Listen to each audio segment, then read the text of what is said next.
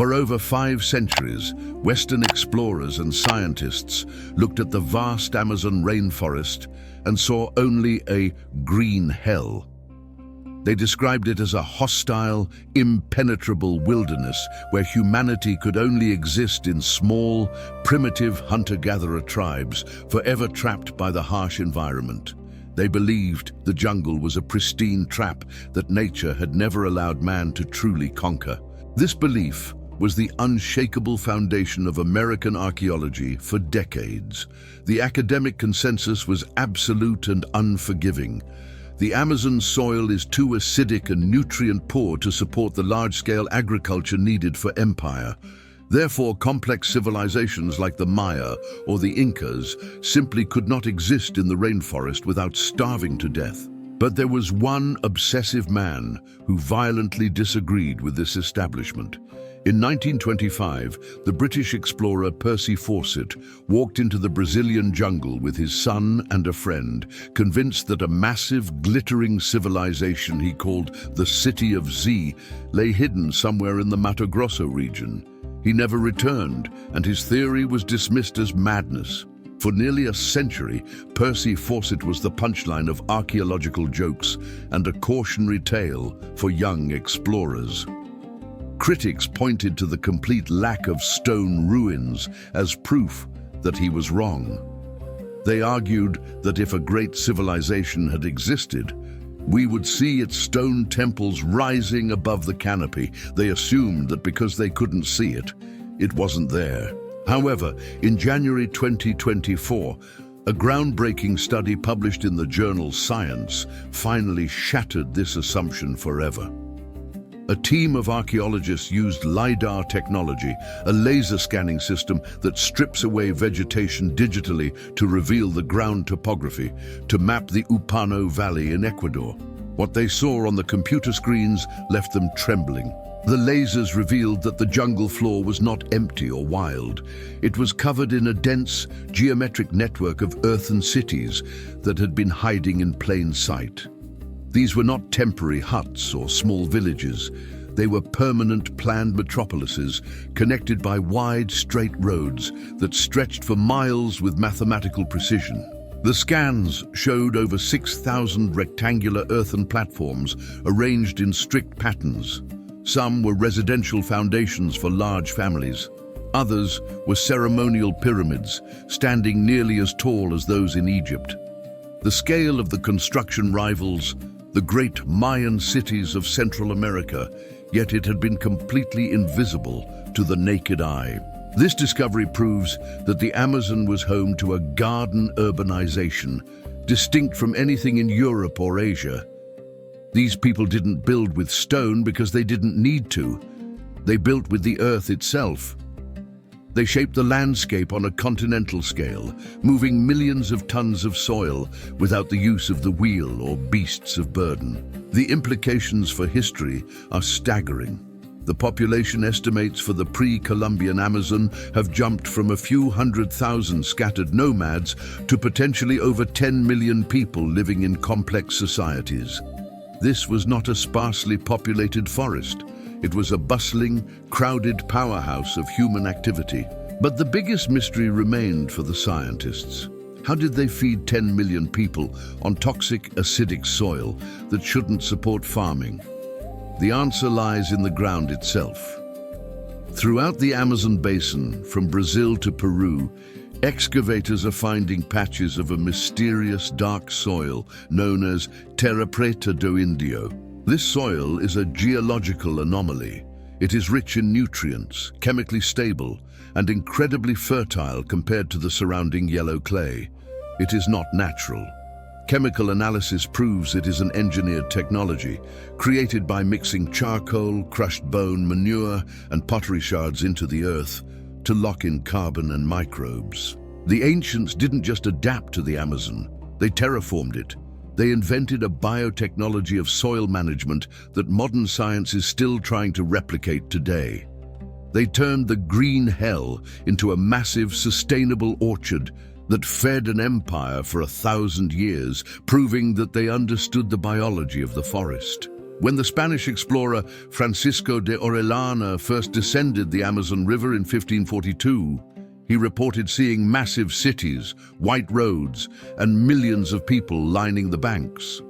For centuries, historians called him a liar and a fabricator of myths. LIDAR proves that Orellana was telling the truth the entire time. So where did they all go? If millions of people lived there, why did later travelers find only emptiness and silence? The answer is a tragedy of invisible biology that wiped out a continent. When Europeans arrived on the coast, they brought smallpox, influenza, and measles.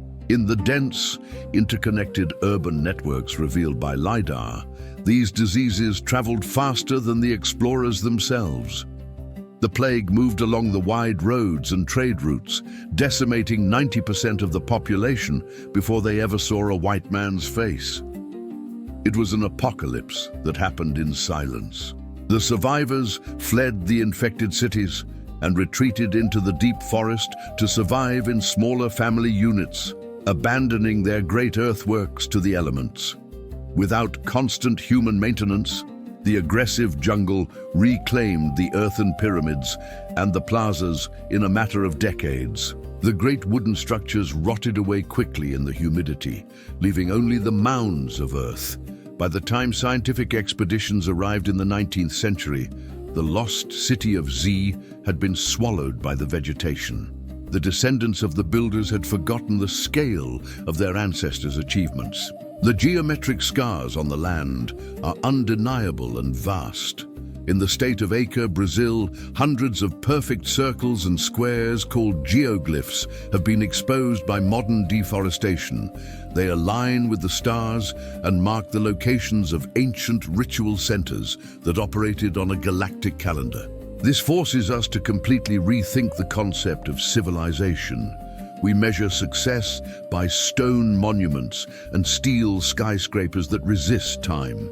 But the Amazonians built a civilization that was biodegradable. They lived in harmony with the most complex ecosystem on Earth, managing it without destroying it. The irony is bitter and tragic.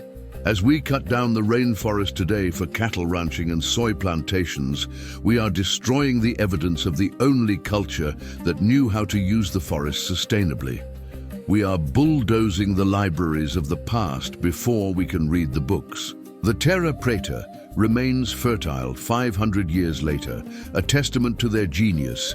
It is a legacy that outlasted the people who made it.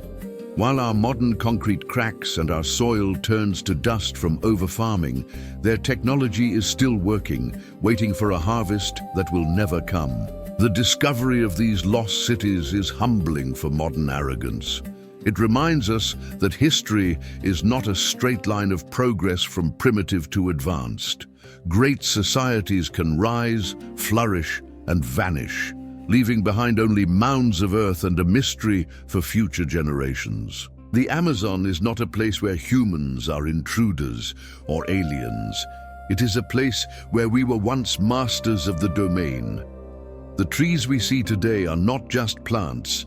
They are the tombstones of a forgotten world that is finally, slowly, coming back into the light. Percy Fawcett's City of Z wasn't a single place made of gold and stone. It was the entire forest itself. It was a golden age of human ingenuity that thrived in the dark, green heart of the world. And now, thanks to LIDAR, we can finally see the ghosts in the machine. The green hell was never a hell. It was a garden cultivated by millions of hands. The tragedy is not that they disappeared, but that we forgot they were ever there. Now, as the lasers strip away the canopy, we are finally meeting the ghosts of the Amazon. We have to ask ourselves, what else is hidden out there? If a civilization of 10 million people could remain invisible for 500 years, how much of human history is still buried under the leaves? The map of the world is not finished yet.